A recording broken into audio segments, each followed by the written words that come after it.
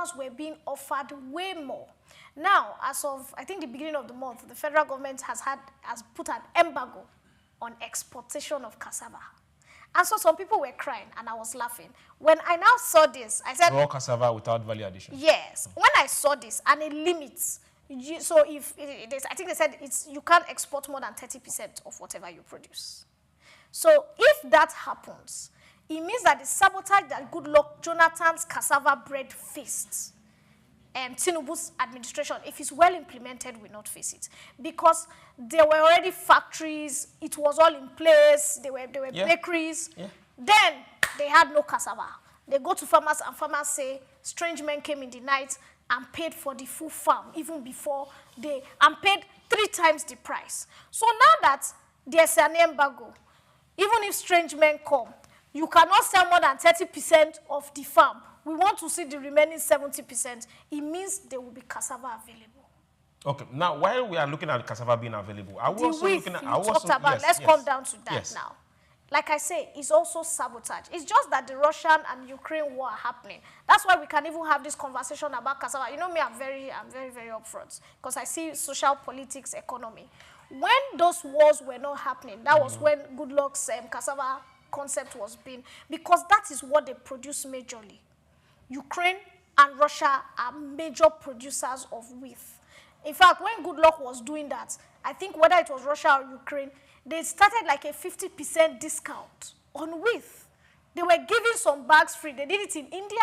They did it in Africa. They said they were giving aid. And what was the aid they were giving to us? Free wheat. So what they were doing was killing the cassava bread industry. It's because they are at war. That's why we can have these conversations, which is a good thing. Because if we can build ourselves for the next 1 year before they settle themselves, by the time they are done, when they want to give us wheat, we would have been used to our cassava bread. Also, the government, like I always go back to PR.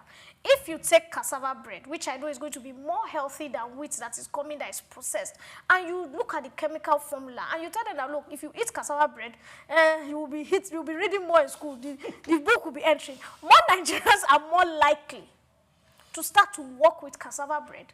It's more healthy, it's not GMO, there are no chemicals, it's safer. More Nigerians are more likely to work with your cassava bread than the wheat imported. Now, for wheat growth, like I said, it's sabotage. If the sabotage is done, we will be able to produce wheat here. So who exactly is sabotaging? The major importers or the countries that are sending those particular products in? And they say that if the rat in the house does not show the one outside, or where the food is kept or where the store is, it would never know. First, we start with our own people. Who were the people who knew that Nigerians needed cassava but sold their full lands and turned their back? It was our people. So it's the same people when they started the wheat initiative, that wheat that we had seen grow, they had harvested. The next year, they suddenly said it was not growing again. The atmosphere is not conducive. And this is not going on. It is our own people. So if our people can understand that building Nigeria, the agricultural rates Nigeria needs to grow is the next step in life so that we don't go hungry. And federal government too, like I said, federal government needs to put in more stern efforts. I was telling somebody recently, I said, if, for example, you are supposed to grow wheat and you don't grow wheat, they arrest you. They don't just arrest you, they take you to federal government farm. And you now grow that wheat for federal government for a year. They just feed you 3 meals a day and your sentence is 3 months. And they are videoing you on social media saying, what was your crime? I had cassava farm. Instead of selling 30%, I sold 80%. Guess what? A lot of Nigerians will understand that if you offend, you can be punished. And you will not just be punished, you will be embarrassed because your children, your children's friends, your family members would see you. And so people will start to put themselves in place. And this is where I kind of look at the government. In other Asian countries, that is what they do. So they make their citizens they make sure their citizens don't have a choice but to do right. And because Nigerians of how beautiful we are, I think the government needs to put some stern measures so that our citizens will not have a choice but to do right. That's my take. Now, getting our citizens to do right. Yes. Yeah, good. That's nice. But now, let's also now start looking at, now we have a policy that is telling people we must have this percentage of cassava in all our baked products. Yes. Be it bread, be it biscuits, be it beautiful. Now, we now have to move forward beyond the policy. We now have to grow more cassava. Implementation. That's it. Implementation, not even getting 20% done, but now we now have to grow more cassava because Growing up cassava is part of the implementation. it's not going to stop you from getting your other products from cassava, gari, fufu, Bam. starch. There's also a policy that is coming up on starch. What's it called? Medical grade starch. Bam. That policy is also coming. Very soon we'll see it. We have to grow more cassava. And that also needs a whole lot of machinery, not just what's happening in the north. And the beautiful part is that you can grow cassava from Bayelsa down to Sokoto. Almost everywhere in the world. Not in Nigeria, everywhere. Cassava is also such a beautiful. Just chook it. You see how cassava grow. If I throw it on the floor, it will grow. Chook it, it will grow. That's in Nigeria. In Nigeria, yes. That's how beautiful that crop cassava is. So everyone needs to get involved. We need more cassava. But my we happen to be one of the highest, second highest. Highest producers of cassava. I'm so sorry. Sadly, we don't make as much money as those that don't produce as much as we do. Let me just be funny here. My only fear of this starch issue is they should not go and affect my Bini Gari, because that one is very starchy. Of late, I bought one Gari and I was not able to, feel the It's starch. the person that made the Gari. I'm telling you, because they are now taking out too much the starch water. If you take it too much out, it will be a problem. They want to make more money. Federal government appeal to you. Leave our Bini Gari. You're on your own on that one. Now, to everyone out there, we talk business, we talk opportunities, and we want to see our country move forward. So let's support policies that bring money not just to the government. When money is in your pocket, it translates to the higher GDP. Now, what's happening in Lagos State? Lagos State's land mass has increased. Now listen, from 3,577 to 4,050 square kilometers due to extensive land reclamation, according to the State Commissioner for Environment and Water Resources, Mr. Tokumbo Wahab. The announcement was made during the Harvard University Climate Action Week and shared on Lagos State Government official X account. Wahab explained that the expansion reflects the scale of human-induced changes in the city's natural landscape, particularly the transformation of wetlands and lagoon areas into usable lands. Okay. Dear people, for those that are wondering, let's go back memory lane. Initially, there used to be a place called Babbage. Those that are wondering here. So, where you see a co-Atlantic city now, used to be Babbage. So those beautiful cities you see there used to be the shoreline of the Atlantic Ocean. So that has been reclaimed.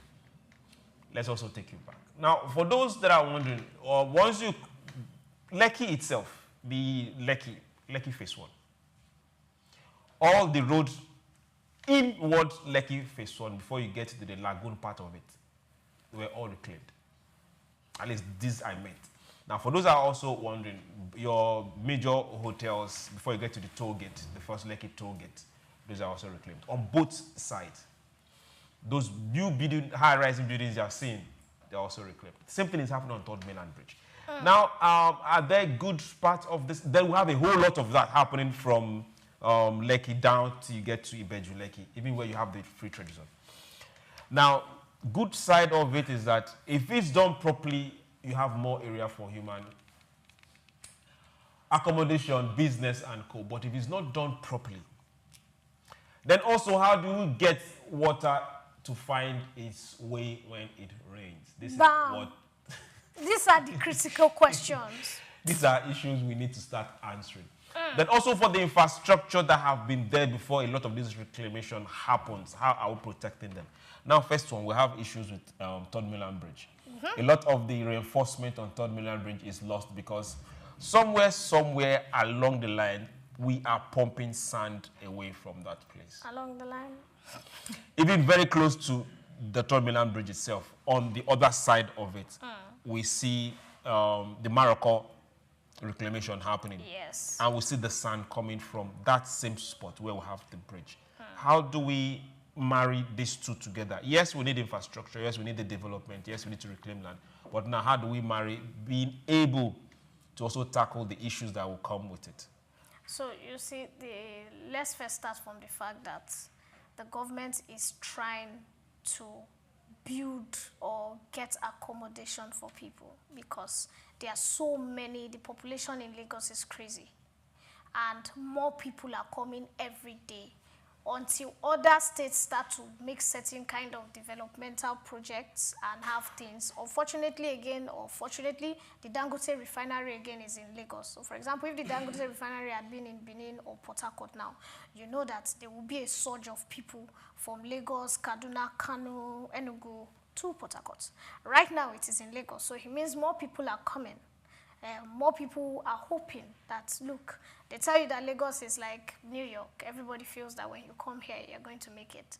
Now, there are stories of people like Idris Abdul Karim who lived under the bridge, and he made it. So how are you going to now convince somebody that even if it's to stay under the bridge, you cannot make it? So the government is saying, okay, so many people are coming in. We know so many people are coming in. How do we provide houses with some field? This has been done all over the world. But like in Canada and all over the world, Nigerians need to embrace themselves to know that water, no matter how well done, this is what I always say, water, she would fight, she would come on you suddenly, and she will reclaim. After a while, she will be chased back. It may take another 2 years, it may take another 3 years, water will come again. So what more developed countries do is they don't say, okay, how do we get the water flow? They make arrangements for when she comes, what you do. So people in California, those areas that usually Texas, that usually face those massive flooding, you have boats. As you are building your house, you know you have a boat that you and your family, you are there, or you build something up so that when helicopters come, they can pick you, rescue people come. So people on the island that are beans and field, it may just take 5 years. She will come, quote me, and she will come massively. She will come with energy. We are not quoting you. No. Now we are making provision. I'm telling you, there's no provision. Hello. California, it happens. Hello, hold on. Florida, it happens. You cannot be more developed. Even in China. Can I ask a question? Even in China. Can we live on water? Yes. Good. So let's make and build infrastructure with that. That people can be floating like Ijaw people. It must not. Well, you call them Ijaw people. Ijaw is too far. Elijah is very close to us here. Makoko is very close. Those are part of Ijaw. If we have a tide rise, or if we have a high rise in water levels, how do we mitigate it so it won't affect human existence? For those in Lagos, for those those places have been landfilled. Where we are right now was landfilled. We know. So this was done well before we were born. So if it was done well, and we still had channels built for water to move, a large part of our papa was also sandfield. And they don't have issues, majorly those ones after boundary. Because she's not angry with them. No, because they built another way for it. She will come. Who is she? Who are you personalizing? The water. No matter what you do, she's going to come. It may take her 5 years. Do me a favor. It may take her 10 years. Don't listen to her. She will come. And she will come with all her might. For those in a business of getting this reclamation, want to say, hey, thumbs up. But as you're reclaiming, make adequate provision for water to find its way. But there are some things I also need to drop. We also preserve so the good thing about this is there's going to be new employment opportunities. Definitely. Employment opportunities will come from the fact that there will be job creations. People are going to build. So we're going to see our builders. We're going to see our local people being involved. There will be more housing opportunities. So people that are living under the bridge, government will be able to do 1 or 2s for them, which is critical and which is important. Also, people will be able to think out of the box because the water, the sea, the sand, it comes with a lot of resource for people. I was reading somewhere and it was telling you that if you walk on the beach, you are, with your barefoot, you are actually getting direct vitamin D, which is healthy. Yes, and statistics. Vitamin D from yes, the that's why rich people have beach islands. Hold on. Yes, I'm just telling you. Just hold on. Yes. Vitamin D from the beach. Yes, if you walk on that sand, what have you been reading? Because of the way the sun hits. Okay. The sand. Is the sun that is hitting you, not and the cream and the no, I'm coming now. And the chemical reactions from the sand, the stone, and the water when you use your barefoot to walk, and that's why the billionaires. Your barefoot. Yes. Your barefoot on the ground. On the floor. Not just beach ground. On the floor. Your barefoot on the ground. On the floor of the beach. Takes away. Gives you minus sensation gives you direct vitamin D. It's a research. It's arguable. Okay. And so they are saying that's why rich people and monks take those routes. I'm just telling you. So it's going to be healthy for Nigeria. So more Nigerians will be able to walk as those places are being built and get direct vitamin D. So there are some pluses here. Okay. Why? Is well. Let's get to our last story for today, and that has to do with Trump. Trump never leaves the news. So for those that are wondering, sometime early part of the week and last week, there was this particular proclamation from Trump where he slammed $100,000 visa fee on H-1B visas. Yeah, for skilled work permits. Trump came up and said, hey, you must pay it $100,000. Now, the White House has signaled that the medical professions, particularly doctors, may be exempt from President Donald Trump's proposed $100,000 application fee for H-1 visas. The controversial policy aimed at reducing dependency on foreign labor has sparked backlash from healthcare and tech sectors alike. Now, officials clarified that the exemption are being considered due to critical shortage of medical personnel across the United States. Yeah. Let's start first. Now, this increase was more like times 50 folds for what it used to be, $2,000. Yes. You wake up and you say, the visa itself, that particular skilled work permit, filled a lot of gap and void in the U.S.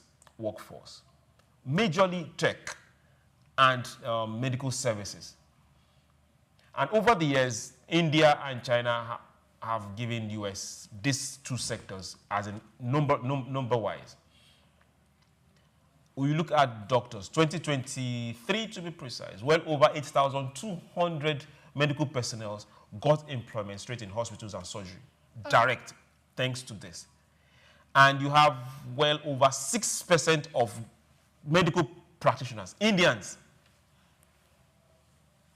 For tech, the same thing, Indians. They are major CEOs, Google, Microsoft, IBM, Indians, thanks to this route over the years.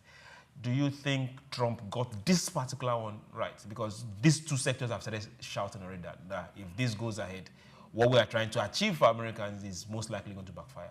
So it's 50-50. Although Trump got it right, he just didn't put, like we said, implementation.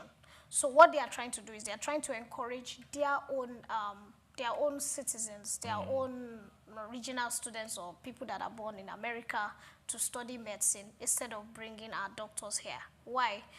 If you study in Nigeria, what you pay as a medical student and for graduation is highly subsidized by the government, except you went to a private university, which if you even compare when you do the foreign exchange is way less. What they pay over there is way more. There was a time doctors abroad who had studied in the UK, they came out to raise a concern to the British House, the House of Lords, that look, almost every medical doctor is owing over £10,000 from education, and it is being taken from our salary because your students' loans are being repaid. It says people are coming from India, Nigeria, Africa, and when you look at what they paid for school, they paid less than £1,000, and we are earning the same thing. That there should be something about the government to, implement something that UK medical doctors, those who went to school there that paid so much for a university education, either you waive their school loans or you add something to their salary more than the external counterparts that are coming who went to school almost on a free slap wrist government whatever. So the American government is now trying to build, okay, our citizens, let them go to medical school. Let's flush out these foreigners who have come, who are earning the same thing, who are making life difficult, because a lot of them are dropping out of medical school. They see the money, and at the end of the day, Nigerians and Indians will take our jobs because they are the ones who are coming with a cheaper purpose and they will leave. So, but this is where the process is. They must understand that the implementation will take the next 6 years. That is from year 1 to 600 level. If I should take 10 years, because those people must have at least 4 to 5 year training before they can throw away the medical skilled people that are coming. Don't forget, those doctors that are coming in, they are not just coming, some of them are coming as residents. They have done 10 years in Nigeria. They have this experience. So when something happens, someone was telling me US, is a friend of mine, Dr. Sheyi, he said anytime he's on call, when the case is too critical, that the head nurse will say, call Dr. Sheyi. He always knows what to do when one equipment is not working, because Dr. Sheyi will tell you, wait, in Africa, it's not, make we set the line the normal way. Now, that's what the Indians do, that's what the Nigerians do, that's what the other countries, the Chinese doctors, because they have learned from their countries that when certain things are not working, you can go the other way compared to their own students. So it's going to take them 12 to 18 years to build doctors who will have this same knowledge. And so, although it's a good thing, the implementation must be gradual for those 18 years. If not, they will flop. In fact, right about now, the House is also putting it on Trump that he needs to tone down, because they said people can come and give back to the US again. That is a major revenue for them. So you must understand that economically, you need foreigners to come to your country and give back. You can only just put rules. The child can't be a citizen again immediately and all that. But chasing women away who come for medical tourism, it has taken a down toll on them. So those are the things that they're telling, that they are good things, but you know, we have to balance it, because these countries, they also look at the financial implication, and these are the financial implications for them. So this is majorly finance. It has nothing to do with, you know. Yes. Now, you're looking at it majorly finance. Let's look at it this other way. Now, for those within the tech block, the tech sector, it's about talent, it's about creativity. Bam. And it doesn't matter where, right now, it doesn't matter where you are in the globe. Even if you happen to be in a village in Kauranamoda, if you have an idea and you can get it done, what matters most is who has you, who has your idea, who are you aligning to. If the US go ahead to implement this 100,000, do you think they will still be a leading force in tech if they don't have a system that is attracting these talents to them, which they have currently? Okay, so for the tech, I would say that they should be able to implement it. Why? I have a couple of friends who live in US. MIT is in the US. MIT is not producing as much as Indians. Oh, hold on now. Most of the Indians that are top in MIT, most of the students that are top in MIT are from India. So I have a friend who had the first class. It was my former boss's son. And when he got into MIT, he told his mom, he said, Mommy, those Indians, they are not, they are robots. The Chinese, they are robots. And the mother said, if they can do it, you too, you can do it. You are not a robot. He said they are the tops of their class. The American students, unfortunately, are trailing behind. Now, all the American government needs to do is, that's what they are talking about, make it more suitable for them to stay in America, because he is in America. For who to stay in America? So these people that graduate from such organizations, what I'm trying to tell you is, what I'm trying to tell you is, in America, they train the best of the best. So for example, this Indian, that's what they told you. No, that's the truth. This that's Indian, what they've sold to you. This that's Indian hospital, the biggest Indian hospital in India, they were all trained in America. The 4 of them that started it. When they finished, they told themselves, let's go home and build what is going to be 10 times bigger than that. And when they got to India, they started sending doctors there. And after 4 or 5 years, it's like, you study the process and you come home. For the MIT, a friend of mine in the UK was telling me that when you enter school, so she was giving tips to people that are coming in as foreign students, don't buy anything. When you enter school, just wait for the semester to be over. She said Indians, Chinese, especially Chinese, when they are going, they leave the brand new TVs they buy, their furniture, everything. Because once they are done with school, the deal they have with their government is come, study in America for 4 years, understand what their success story is, and come back home to replicate. So in the UK, in America, in their dormitories, you just wait till the end of the semester as they are going.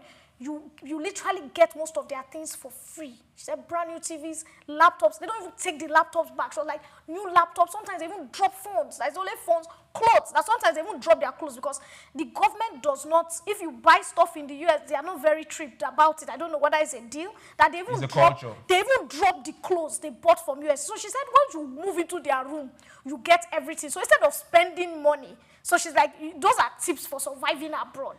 It's the same thing we are saying. So the government, what they are just telling the government is how to put in things that will make these people stay. So you are not just learning from us and going back, because that's what's happening in the US. So most of your tech support from a lot of big countries are in India. So you are calling one of the biggest US companies and the person is saying, hello, what is your problem? And you're wondering, why is there an Indian person talking to me? This is a US-owned gadget firm. Because when they are done with MIT, they go back to their countries and they are your customer service there. So the rule is, how can Americans make it suitable for them to remain when they are done and not go back? Yeah, you're asking how can they make it possible for them to remain. This 100,000 naira, this 100,000, sorry, I keep saying naira, this $100,000 does not apply to them. This is applying to those that are trying to get visas, work permits, skilled work permits to move to the US. Now, it doesn't apply to those that studied in the US or those or citizens or people from other countries. It's the same thing we are saying. Now, we are looking at it from this aspect. A high percentage of those that are making heavy inroads in tech are coming from outside the state. Yes. India, China, they are all coming from outside the state. Now, if you say, guys, sorry, we can't accommodate you, there is a problem. Let's give you a typical example. Some months back, there was this particular policy that Apple implemented. A higher percentage of Apple products are being made outside the United States, India. And in those Indian companies, we have South Koreans. So you see, this is a space that have transgressed and gone beyond borders and maps. So if you start implementing this particular 100,000, you are going to lose the people, the major talent, and it's going to affect you, not just in the long run, in the short run. This particular policy that was brought up even affected the market. Okay. Stocks went down. Yeah. People that were on secondment in different places, all of a sudden just packed up and started going home. No, this is... Trump had to be called and say, can you see what you're doing? Now, this is what we are saying. So a lot of them come in from MIT. This just stopped them from coming in. So coming into where? Coming in to study. So the there are other schools in other places. What I'm trying to say is American universities saw a decline. If you notice, a lot of campuses protested. And why were they protesting? It is income. So if they have 100 students, 40 to 60 are foreign students. Most of their own 100 students are on scholarship. Scholarship this, scholarship. Most of your foreign students are paying hard currency. No, you're talking about for those wait now, when they are coming, so Nigerians, my parents have to gather 20 million naira for me to come. My parents want to see work permits, 21 hours a day. So what this was saying is, you will pay and you may not have work permits. So automatically, when I'm going to apply, if I say that I will not be giving work permits, why am I going to pay the 20 million? Okay, Do you understand? Those are part of the challenges. Hold on. You are talking for students. Good. Let's look at skilled work permit. Let's look at a Lookman that is developing one app in Nigeria that is causing trouble everywhere. Yeah. Let's look at a Kofi that is somewhere in Ghana and is turning cocoa into the highest selling product with his app. I like the way you said coffee. Let's look at Suleiman somewhere in Sudan and is turning the wheat farming just with an app that he constructed. And we 100% know that the United States companies are going to move heaven and earth to get them. Yes. And now we are having this particular setback. Yes. How is it going to favor them? That's what we are. It's the same, like I said. Aside the students, how is it going to, they are not students anymore. They are skilled So people. it is the same thing we are saying. So it was supposed to be a good policy, but they just did not think about it. That's why they are now saying there will be waivers for certain people. So the waivers will be for people that are smart. Waivers for people that are smart. Yes, okay. So you are there. So wait now, let me explain now. Wait now. Before you talk about waivers, let me ask you a question again. They are now pushing Trump, wait for doctors, wait for nurses, wait for tech people. Someone that studied political science like Swift, don't wait for her. That's the truth. Someone that studied English, don't wave. Okay. But someone that studied nursing, studies physiology, psychology, they need a lot of psychologists. In fact, my friend that was an anesthetist, when he went to America, that he was advised that, look, we have plenty of anesthetists here. Psycho won't work. So he had to go back and do a short course because already a doctor. And he's a psychologist now because those are the new things. Everybody has mental health issues and needs to see a doctor and needs to be referred. While you're looking at seeing a doctor, now let's also ask this on the flip side of it. Yeah. If I have $100,000, what am I going to the US to go and work for? That this is just an open question to Africans. These open questions, let me tell you something. So, dear Swift, if you I have had a friend recently that I what are you almost going beat to up. go and work for? Him and his wife had worked their self out and they had a house in Chevron. They sold it to relocate to Canada. Now he's been calling me, asking me if I can give him $10 there, and I was so pissed at him. Okay. So that question you are asking, these were two grown, hard-working people who had a house in Chevron, personal house, and they sold it to relocate. And now they have relocated to relocation. Oh. So it's happening. Don't ask. To everyone out there, we want to see a better Africa. We want to see a better Nigeria. We want to see productive and better businesses developing. There's opportunities all. Just look around and get your hands dirty. Then for those that are in the power and have this particular leadership entrusted in you, by us, mind you, do the do and make sure that things work in your time. Have a legacy to pass across. My name is SOUQ, John Rogers SOUQ. It's been a pleasure having you today on SBL. Remember, this conversation should not stop here. Let's go on the social media handles and continue this conversation. So, hey, follow us, share, like, and make sure that you are part of this conversation. We'll do this again tomorrow, but before then, Swift.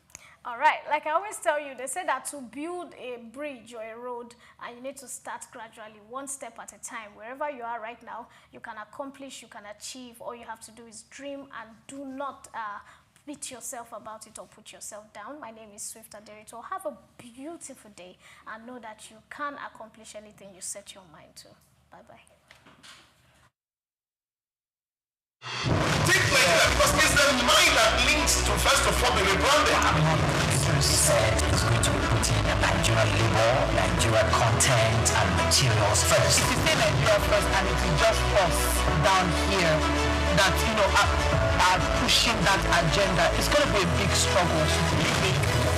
Nigerian firms, Nigerian organizations start looking at getting their staff involved in this market. Why to keep first? Within this side, let's also learn see something.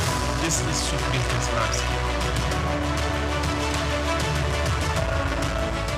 Known as the father of African literature, Chinua Achebe was born on the 16th of November 1930 in Ogidi, now Anambra State, eastern Nigeria. He was born to Isaiah Okafor Achebe, a teacher and an evangelist, and Janet Anenichi Inobunam, a vegetable farmer.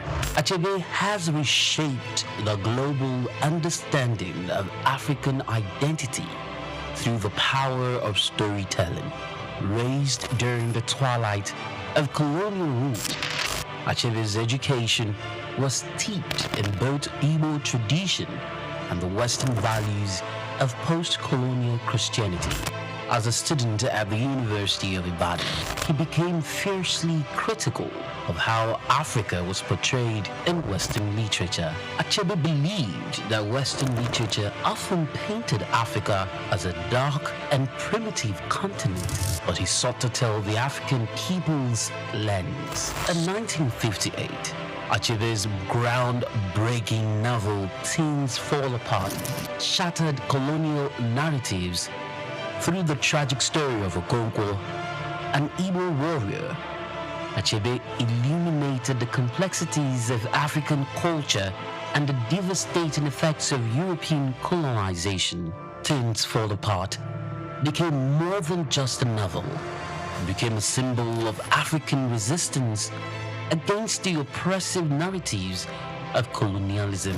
Achebe was not just a writer, he was a passionate advocate for African self-determination, and his political activism made him a critical voice in the post-colonial era. Even after a life marked by personal and political struggles, including a car accident that left him partially paralyzed, Achebe continued to inspire. He taught at Bard College and later Brown University, where his influence reached new generations of writers and thinkers. He was married to Christiana Chinwe Okoli and they had 4 children. Sadly, he died in March 2013 at the age of 82. Chinua Achebe's legacy endures in his novels, his essays, and in the countless voices of African writers who follow in his footsteps. He gave us a voice, a story, and a vision of Africa that is ours to share.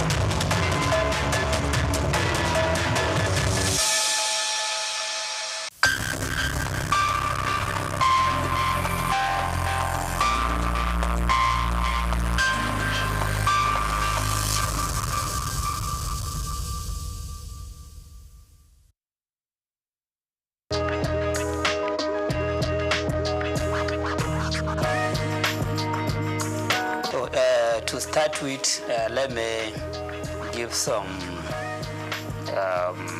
introduction to myself. As you said, I was a former commissioner of finance. I was a commissioner of finance during the Ganduja's administration from June 2015 to October 2018. I was there for 28 months, okay, as a commissioner of finance. And I had been with Bayero University, Kano, before I was appointed commissioner of finance. Still, I'm a professor of accounting in the university, but I double as a commissioner of taxation because at the Prince Abubakar Audu University, Ayumba, Kogi State, there was a chair that had been vested there by the Federal Revenue Service in 2011. And they invited applicant for that chair, and I was the successful person, successful applicant. So I still occupy that chair, even though the chair is not functioning. But I the elected or selected professor of taxation in that university. So I am in the area of taxation. I have done a lot of researches in that. And then I serve as the Federal Commissioner of the Tax Appeal Tribunal. So it was on 15th November that our tenure came to an end, from 2018 to 2024 November.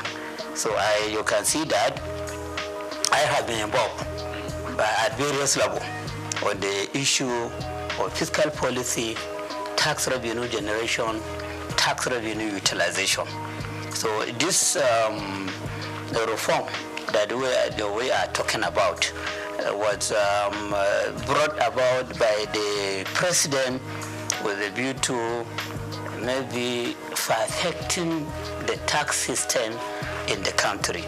So he formed a committee to advise him as to how to go about coming up with very good national fiscal policy, not just tax policy, and then how to reform the taxes in the country to make them better so that Nigeria can compete with other economies that are advanced in the area of utilization of taxation as a means of growing up the economy and achieving sustainable development. So this I know, the process and all that have gone into this project of reform. So bills were developed out of the report of that committee appointed by the president under the chairmanship of Mr. Tayo Oyedele. And for the first time in the history of forming committee in Nigeria, we had a committee that the president has given the power of implementation. So it's not just about recommending something to him. It is about coming up with a report which will be convincing to him, and if he is convinced, he will ask them to be involved in the implementation of the recommendation of the report. So I think that is why the committee just presented the proposed bill to him without taking this bill to the public domain.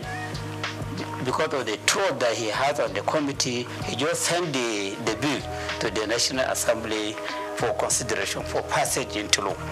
And in the bill, they even gave deadline as to when the bill to be passed into law. They expected that the National Assembly would deliberate on this committee, on this bill, to the extent that the bill will be passed into law before 1st January 2025. So that by 1st January 2025, the content or the provision in these bills will begin to be implemented by the government. 4 bills were developed and proposed. And then unlike the expectation, the comment you made that people are more concerned about the administrative, tax administrative bill. What the bill that is generating the highest controversy is the Nigerian tax bill.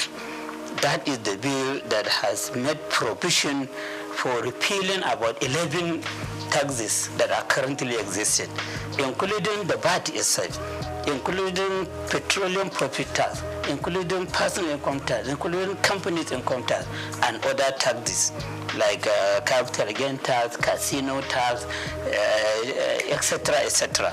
And then about 14 laws that are related to taxation, including laws that are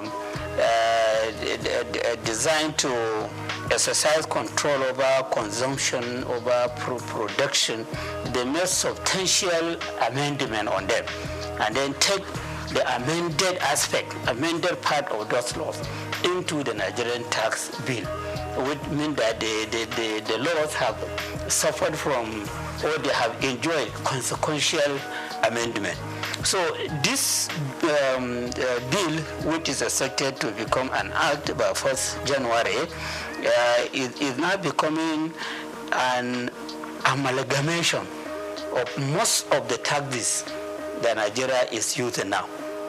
Most of the taxes, those that have been repealed, part of them, part of the provision in them have been injected into the Nigerian tax bill. Those that have been considered for consequential amendment, they are also captured in the Nigerian tax bill.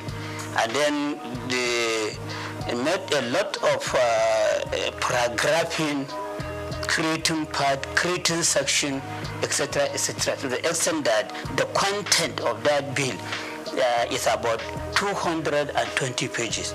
So you have to develop the stamina. You have to be used to reading before you read everything from the beginning to the end. And if you don't do that, you may miss a lot of things. And you may be talking ignorantly about the content of the bill. And unfortunately, that is what is happening in the public domain. You hear people talking ignorantly about the content of the bill. They just listen to news, radio, television. When they hear the comment of somebody, then they will amplify that comment ignorantly without reading the bill and understanding the content of the bill. So that is the one that is enjoying the greatest controversy. Of course, others too are enjoying some controversy. The Nigerian tax administration bill, because it is in that bill that the new sharing formula for VAT was stated. VAT have been extensively explained or described in the Nigerian tax bill. But how to share the proceeds of VAT have not been captured there. That provision could only be seen when you go to Nigerian Tax Administration Bill, which is the bill that has been designed to show how the tax authorities in the country at the federal level, state level, and local government should be relating with one another so as to avoid conflict, so as to avoid a situation whereby all of them may go to a taxpayer with different dimension of claim. The bill was designed to achieve this main objective, to resolve the conflict that has been happening between tax authorities or even revenue generating agencies. Because when you talk about the revenue, we shouldn't be talking just about the tax revenue. You have revenue that custom is collecting. That bill, second bill, is saying that customs should no longer be involved in collecting revenue. It is the Nigerian revenue service that should be collected. Customs, let them take care of their responsibility of checking item coming in, item going out, which is another area of clash. These custom people, they are used to collecting money. Okay, and they are used to, many of them, a lot of allegations are there as to how they are collecting this money, how they are not remitting the correct amount. So now, collection of custom duty will no longer be the responsibility of custom official, custom service. It's the Nigerian Revenue Service that should be collecting. The same thing with all other agencies of government that are considered as revenue centers. So that bill has made adequate provision to show that they know the moment this bill was passed into law, they don't have any power to collect revenue. It's the Nigerian Revenue Service that should collect. Let them deal with their own responsibilities of stabilizing the economy, ensuring control over consumption, over production, over whatever. But then collection of revenue is not their own. And then between the said Internal Revenue Service and the Nigerian Revenue Service, there should be harmony. If there are revenues sources that are difficult for the said revenue service to utilize in generating revenue, they can bring it, they can collaborate, they can reach agreement with the Nigerian Revenue Service to do the collection and then share the amount collected as per the agreement, or take cost of collection as per the agreement and then give the State Internal Revenue Service or even local government revenue committee what they deserve. So the expectation of the Nigerian Revenue Administration, Nigerian Tax Administration Bill is to bring about harmony and understanding. So how that could be brought about is a question to be answered. Because of the nature of Nigerian, the nature of official, and the way the people put their eyes on money. They want to be the one collecting money or keeping money or doing something with money. And now you are saying that all those that are used to that, they have to, they will be suspended from doing that, or they will be banned from doing that. It is only that agency, the Nigerian Revenue Service, that will be doing it. So there are some issues there that are calling for a question, okay, understanding among the agencies involved. or the tier of government involved. And then, of course, patriotism, to ensure that whatever we do as revenue collectors, as treasury managers, as revenue utilizers for the execution of various projects, we demonstrate ethics, we demonstrate honesty and integrity. The revenue agency itself, before now, the revenue agency is behaving as if it is for the federal government. And this bill that has been sent to the National Assembly is encouraging the Nigerian Revenue Service, which will now replace the Federal Revenue Service and the law that establish it. It's encouraging it to consider itself as a federation agency, not federal government agency. It is to be serving the interests of the federation. And so, the concern of the state should be addressed by that agency. The concern of local government should also be addressed.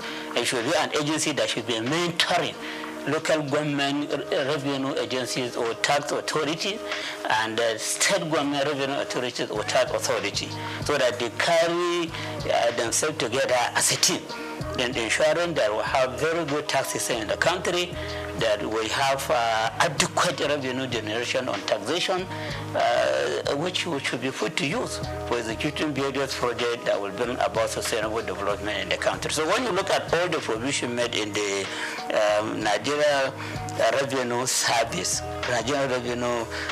Bill, they are talking about the need for harmonious working relationship.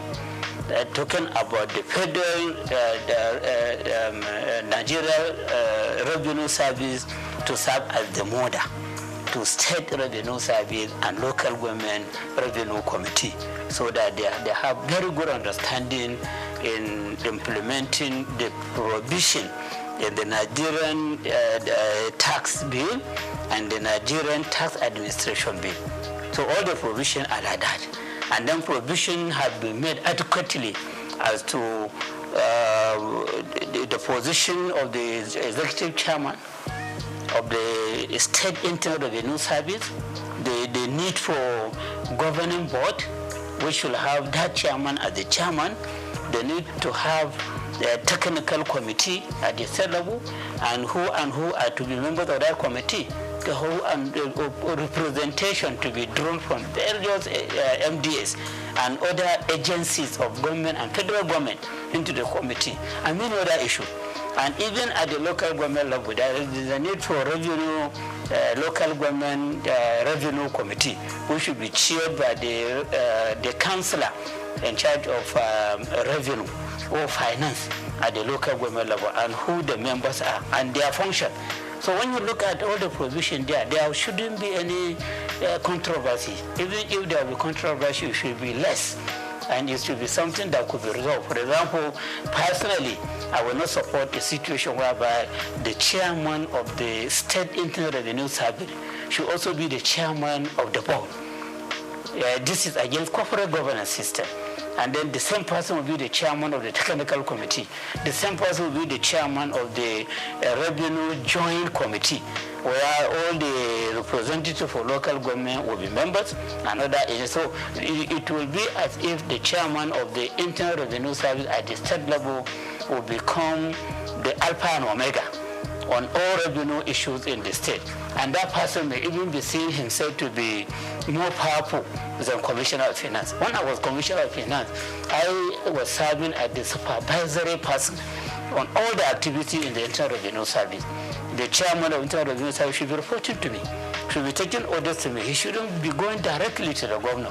But the provision is showing that the chairman of Internal Revenue Service is equal to the commissioner. And in fact, they are even saying that governor is just to nominate him and has to go to the House of Assembly for clearance. Just as commissioner will go to House of Assembly for clearance. And there is no provision to show that this person should be answerable to the Commissioner of Finance. So something like this, I think many people may not see it, but with my own experience as a Commissioner of Finance, who have been intimately related to the Minister of Finance that time, I know the problem many states were facing as they empower the chairman of the Internal Revenue Service, they empower too much the accountant general against the commissioner of finance, who should be the supervisor to all these agencies of government. So issues like these are there, and appropriate action need to be taken by the National Assembly in correcting the lapses in the bill. Then the last one, which is about institutionalizing a revenue board. Okay, a revenue board. Before we have joint revenue board. Before we have joint tax board. So now that joint tax board is an appendix of the personal income tax. It's just under personal income tax. So now the drafters of the bill, they will want joint revenue board to be on its own, have a law supporting it, so that at the federal level where we have the chairman of the Federal Revenue Service, he will now serve as the chairman of the Joint Revenue Board. Then all the chairmen of the Internal Revenue Service at the state level will be members. Ministry of Finance will have a representative. Ministry of Budget and Planning will have a representative. And you have some other agencies of federal government that may send representatives into that board. So that board will be taking decision on monthly basis on where improvement should be made, how to solve problem between one tier of government and another, and many other things, which will be very, very beneficial to the president or the Federal Executive Council, and then beneficial to governors and the various state executive council on fiscal policy and on utilization of taxation to generate revenue and on utilization of the revenue being generated by these agencies. Because many people are having the feeling that the agency, they collect this money and they spend the money. But in real sense, they only collect. But they remit to the government, into the treasury of government. So while they collect, they have the responsibility of collection, they don't have the power to spend a kobo from the amount generated. It is the government that takes care of that. So the Joint Revenue Board has been given a lot of responsibilities in that bill. So when it becomes act, become a law of itself, so the Joint Revenue Board will now be more powerful than what we know before as Joint Tax Board. So this is just the summary of the bill that had been sent to the National Assembly for passage into law.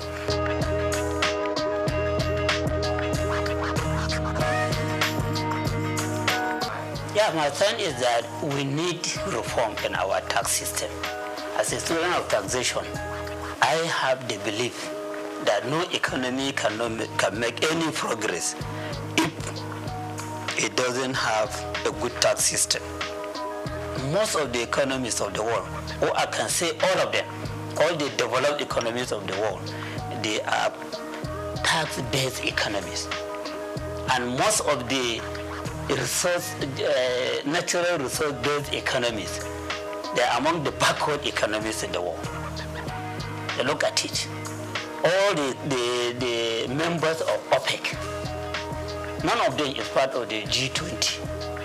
They have the revenue, they have the oil, they are producing it in great quantity, but they are still being considered as developing economies.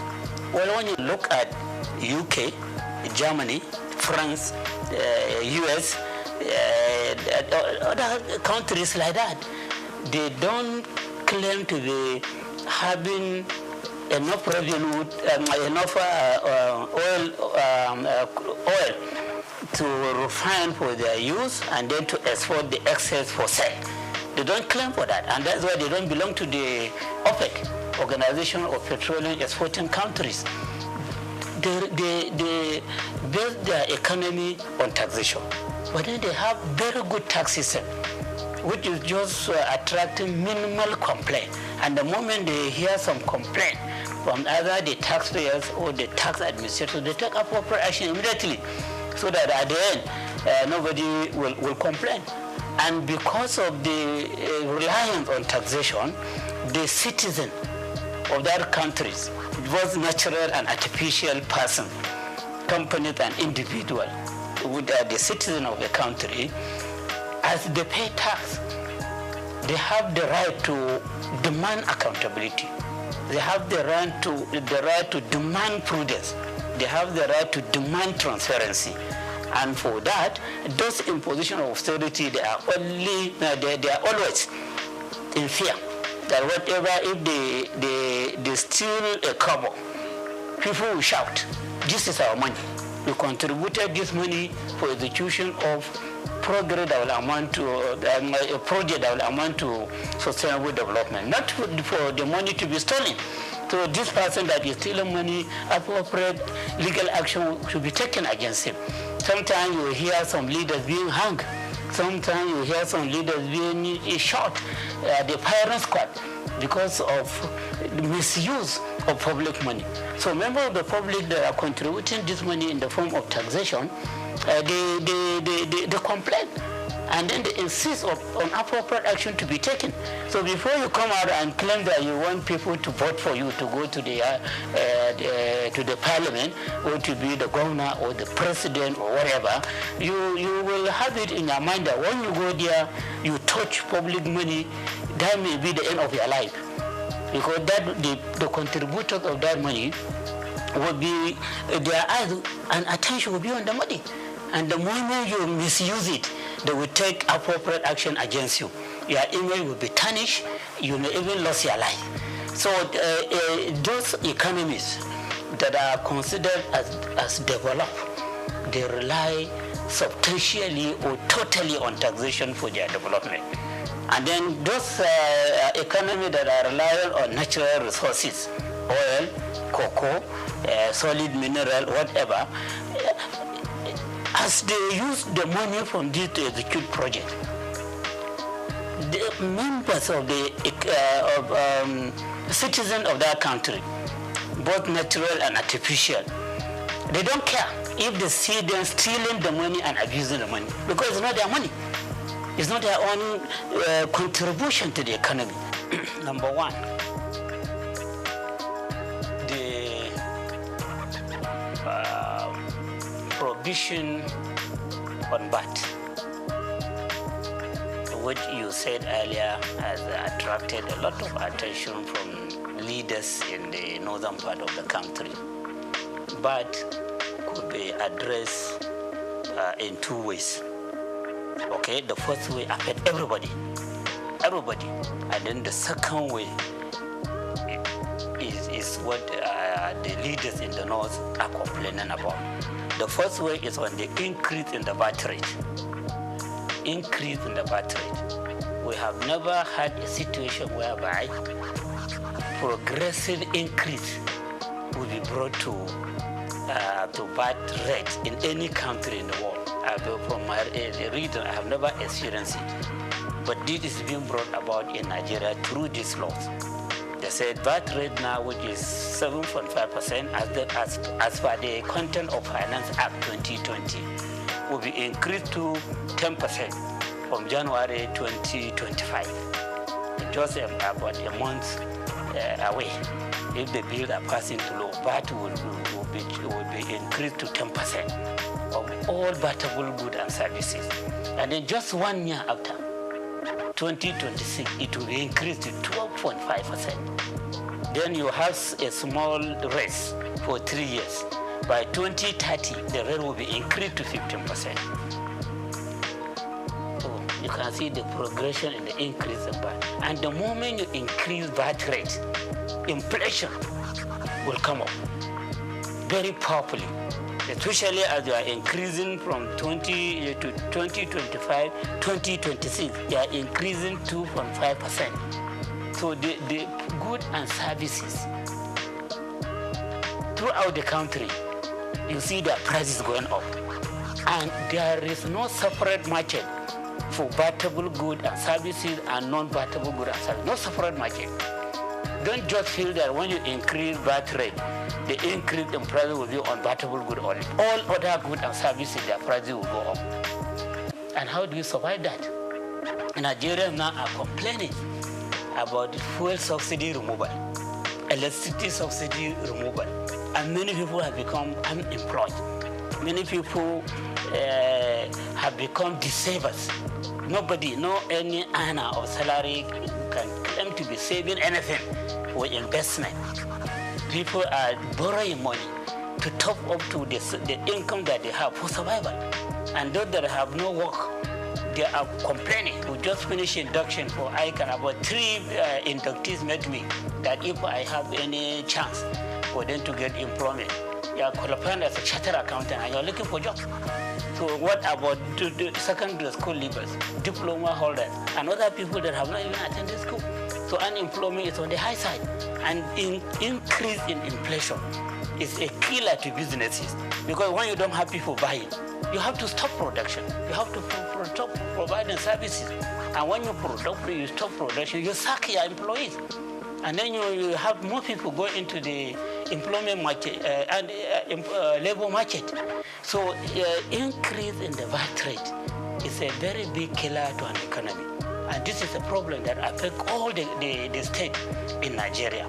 And our president himself in 2020, I could remember, when they are trying to increase VAT rate from 5% to 7.5%, he came up and warned the government that this increase in VAT rate will be harmful to the economy because of the inflation that it will ignite.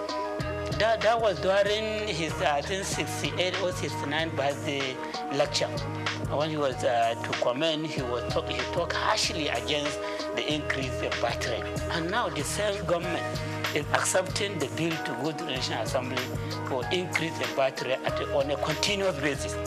So I see this as a very big mistake. The timing is very wrong. And then the policy, the idea of progressively increasing VAT rate, especially as Nigerians are complaining about the subsidy, fuel subsidy removal, electricity subsidy removal. So this is one thing that needs to be looked into. And as we are interested in generating more revenue through taxes, particularly consumption tax, we have to be very careful about the consequences of the increase. And this is for the whole country.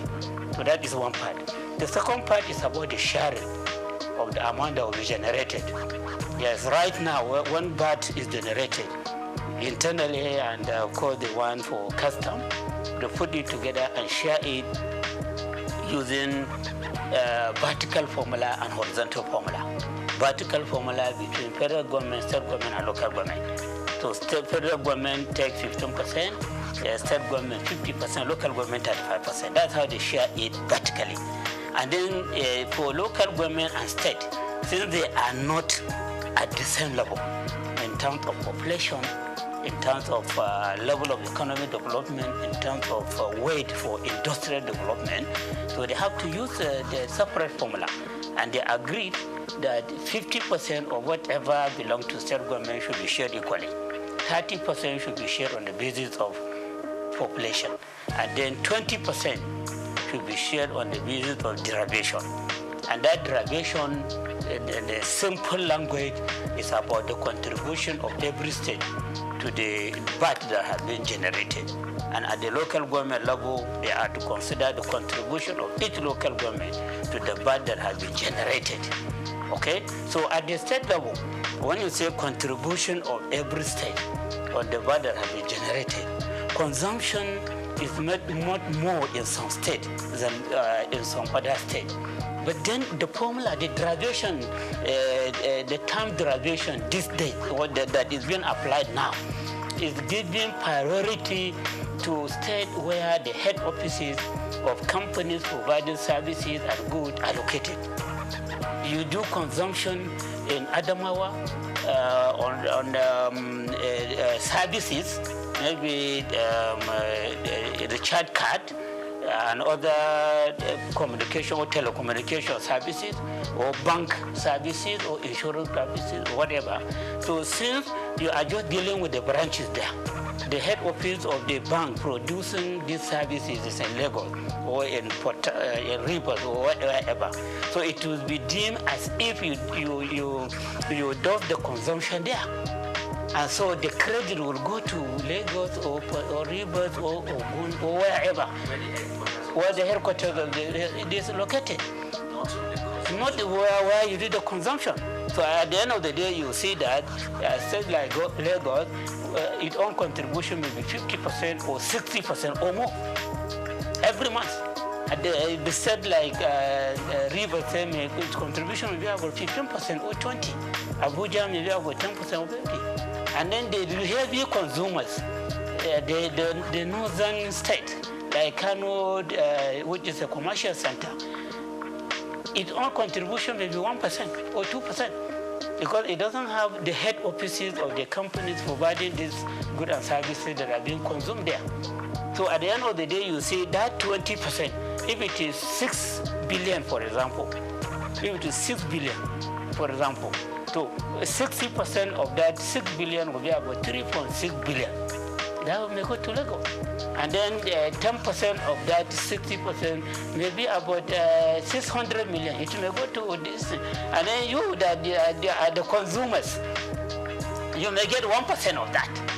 So you can see that particular 20% is the crux of the matter. That is the basis of the controversy. So now that this bill has been submitted to the National Assembly, then these people saw that this derivation has been increased to 60%. 60% instead of 20%. Previously. Not previously, right now, 20%. Not right now, 20%. And it has been jacked up. It has been jacked up. And the depreciation has been jacked up. And then in the law, derivation has not been defined. But then people have to go by what is happening now. As they go against it. Since now the derivation is about contribution of state that are producing these goods and services being consumed. So they have the right to just say that, so now instead of 20%, it will now be 60%. And then you hear the government functionaries, including members of the committee, saying that no, that's not what they mean. They mean area of consumption. This 60% derivation is about consumption area, not location of the headquarters of company that produce the good or services. You should have defined that in the law. When you say the issue of derivation has been increased to 60%, but what we mean by derivation is this and that. So that controversy would have been avoided. Or you go under the interpretation section. And so as you are interpreting this and then you say derivation. By derivation, we mean this and that. That has not been done in both the Nigerian Tax Act and the Nigerian Tax Administration Act. So you can sympathize with the people complaining. And then if it goes like that, if they don't correct it at the National Assembly before passing into law, the moment it is passed into law, they will go back to this issue. The solution is that they will just go back to the pleasing state where the headquarters of the companies are located, because there is no definition that says that it is about consumption. So everything needs to be documented. Yeah, in a society that is well informed, you should always talk on the basis of evidence. And evidence in accounting, we said you prioritize when you have to prioritize between two evidence, verbal and written. Written is more important than verbal evidence. Okay, and that is why in court, even if you say you give verbal evidence, they want to write it down and read it for you. Then you sign or you put your thumbprint that yes, this is your comment. Because written evidence will continue to remain. Verbal evidence could be denied in a later date. So these are two issues, all based on that. And then you can appreciate why people are talking too much on this matter, to the extent that they don't even care to notice other lapses that in the act. But they, as student of taxation, I have to read and try to pinpoint lapses that need to be corrected so that we have a perfect reform on taxation or on revenue generation in our dear country.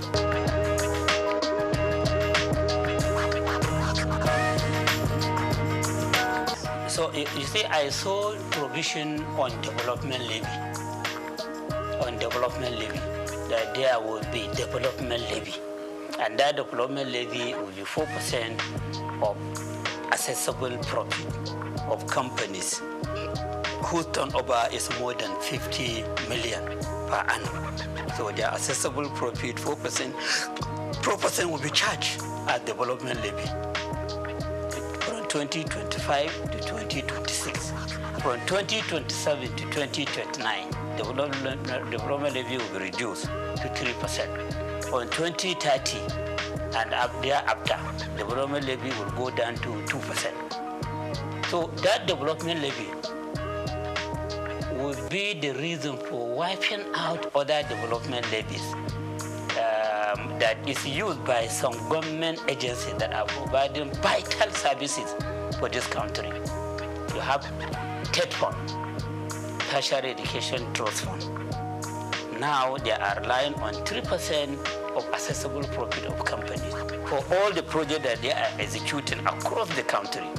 TED Fund, as I hope you know it very well. So it's the one that is most of the infrastructure development in federal university, federal polytechnic, federal college education have been executed by TED Fund. They sponsor lecturers of various institutions to go for further study, to attend conferences, and they have what they call National Research Fund. They take care of all the researches that are being conducted by all these tertiary education institutions using that money. So TED Fund will now get some share from this new development levy. And then you have NIDA, Nigerian Information Technology Development Agency, which is given the mandate of making Nigeria to become an ICT economy. And that agency is relying on 1%. 1% of the profit before tax of GSM companies, banks, insurance companies, etc. These are companies that are pushing for ICT technology development. So the agency is the one to be monitoring the activities, and they want to be funding ICT development in various institutions and taking many other measures which should take Nigeria to ICT economic level. You have NACENI, Nigerian Agency for Science and Engineering Infrastructure. So that is an agency that has been given the mandate to make Nigeria become science and technology economy, to promote local manufacture of cars, local manufacture of motorcycle, and many other things that we show that we have grown up as an economy that can compete with all these developed economies. So that agency is also relying on a particular share, I cannot remember, from what internal, I think, Federal Revenue Service is collecting. And now the government has introduced NEL Fund. So NEL Fund is collecting 1% of the total taxes, levies, etc. that are passing through the Federal Revenue Service. So these are 4 agencies of government that are relying on levies, charges, etc. for them to take care of the mandate given to them. So this development levy is designed to ensure that 3 of them are phased out systematically. Only NEL Fund, which is for giving loan to students, will survive. By 2030, that 2% that we are talking about, from 4% to 3% to 2%, the whole of that 2% will be for the NEL Fund. While all these have been put aside, it's up to the government to decide whether to disband them or to put them into the mainstream budgeting system. So in 2025 to 2026, TED Fund will get 50% of that 4%. and Nelfon will get 25%. NIDA will get 20%, Nasemi will get 2%. So by the end of 2026, Naseni, NIDA will no longer get anything from that development levy. So they will be on their own. It's up to the government to decide whether to cut them out or to continue to fund them through the budgeting system. And then by the end of 2029, TED fund will not be getting anything. But from that 27 to 29, they said TED fund will be getting 66 and 2/3%. And NELDA will get 33 and 1/3%. That is what will happen for 2028 and 2029. By the end of 2029, forget about TED fund. Okay, it is only NEL fund that will be getting that 2% development levy that will be charged. So you can see that by 2029, all the three agencies that have clear mandate for moving the Nigerian economy forward, they may either be passed out or they may be taken back into the mainstream federal government budget. And agencies that are used to being independent, are being to working on target, how can they survive under the mainstream government budget? So the other implication is that as you have on the NEL fund, even before transferring everything to NEL fund is there to give loan to students. All this money that will be coming to you just for giving loan to students. So this shows that a Nigerian student will mainly become debtors. And when they become debtors, will they have the mouth to complain about the government being a debtor nation? Nigeria as a whole becoming a debtor nation. Every day loan is increasing. So students too will now become debtors. Secondly, the federal institution, all these federal universities, they are not charging tuition fee up to now. They only charge registration fee. University of Lagos, University of Ibadan, Bayero University, Kano, ABU, all these federal universities, and many of the state universities, they don't charge tuition fee, just to encourage children of the poor to attend university or polytechnic or colleges of education. So as TED fund is put in place, nobody can claim that he or she cannot pay tuition fee. And then no university or polytechnic should be going to government asking for money. In fact, government may even give them target of the amount that they should be remitting to the government. Because you are charging tuition fee, you are charging registration fee, you are having enough money to take care of yourself. And then we want you to remit something to us because we own the federal university college education polytechnic. So at the end of the day, you see that students will become debtors, students and their parents who insist on making sure that their children attend universities or polytechnic or college of education. And then the universities will no longer be complaining about insufficiency of funds because federal private universities are not complaining of it. They have their founders who are funding them and they are charging fee. Some are even charging 2.something million per semester in Nigeria here. Some are charging 2 million, some are charging 1.5 million per semester, and some per session. And so they have a lot of money to execute various projects, to pay high salary to their staff. And then the private universities, they are complaining that no money. When you go, they say no money. Even for execution of project, they either take one to do it for you, or you go cap in hand as for support from individual and organization to execute project for you.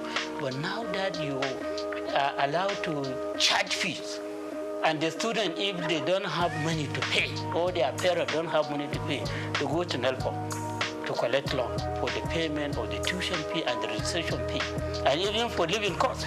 And they made it very clear that when you borrow such kind of money, you will start making repayment 2 years after graduation, and even 2 years after graduation until you get a job to do. And then from the job that you are doing, you'll be paying 10% annually up to when you finish paying the loan. How will that be feasible in Nigeria? How would that be feasible? So this provision too is a matter of concern. Yes, for people that will look about what will happen in the future. Look at the implication of the policies contained in that bill. Okay? So I'm of the opinion that to correct these lapses, they should just stop at the first formula. When you collect 4%, you increase the rate to 3%, as again to 4%, as again 3% for third point, in order to accommodate other agencies, and you stop charging the other day.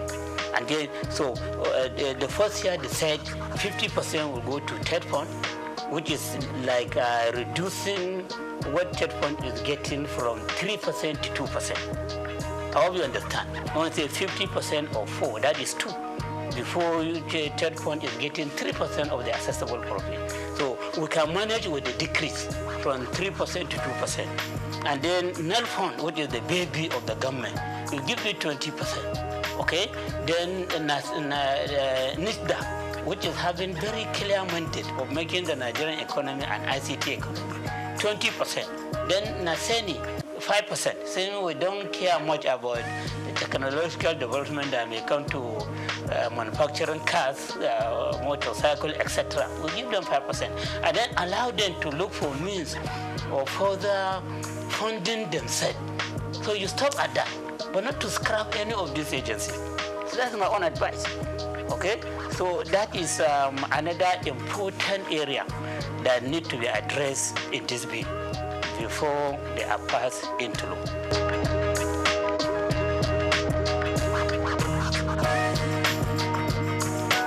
In taxation, as I said, we encourage payment of what you can afford. A situation whereby, this is my own personal opinion, yes, and people may feel that I am in support of taxing the poor. No, I'm not talking about the poor. Anybody that doesn't have income, that doesn't have profit, that doesn't have gain, it should not be considered for taxation. But if you are making some gain, you are making some income, no matter how small, and you are paying something, no matter how small, out of what you are gaining, that will make you to have greater moral right to challenge government. But if you are put outside the tax net, you are not contributing anything, you don't have much moral right to come and challenge the government for inefficiency, for poor accountability, for poor transparency. When I was Commissioner of Finance, I had called to be organizing some town hall meetings with small, medium, micro, small, and medium enterprises across the market that we had in Kano. I will invite their leaders and inform and address them. You see, we are introducing presumptive tax. We are doing that with a view to ensuring that you own the government. You own the government. This government belongs to every one of us. But then those that are contributing money into running the affairs of the government, into executing various projects for the state, they have greater stake than those that are not contributing anything. And no matter how small your contribution is, you have the right to claim ownership of government. So many of them were encouraged. So I say, okay, you are in this business, you are at this level. How much can you afford?